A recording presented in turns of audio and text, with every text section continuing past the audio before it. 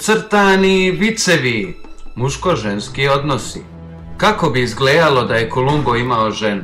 Jer da je imao ženu, on sigurno ne bi otkrio Ameriku. Otkrio je Ameriku samo zato što je bio neoženjen. A da je imao ženu, izgledalo bi ovako.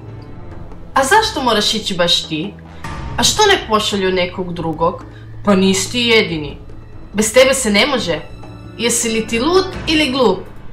Zar ne vidiš da te iskorištavaju? Ne znaš ni moju familiju, a ideš otkrit novi svijet. Što kriješ? Ne znaš ni gdje ideš.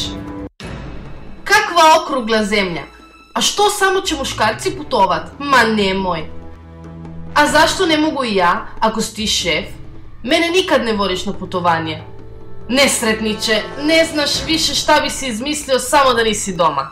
Ako izađeš na ta vrata, ja se iste sekunde vraćam mama. Sve si splanirao, lopove.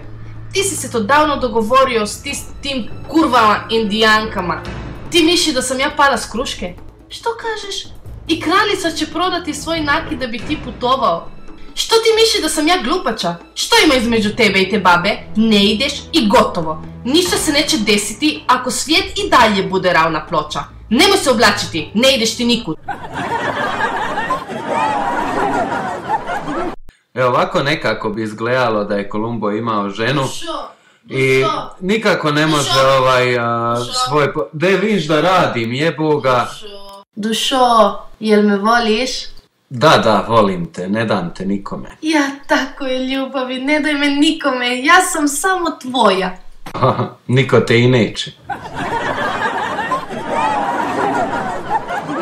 Širite, lajkujte i subujte našu... Jesam se jebala. Ne zna to cura da kaže, širite, lajkujte, subujte ili preplatite naš kanal. Hvala vam na podršci.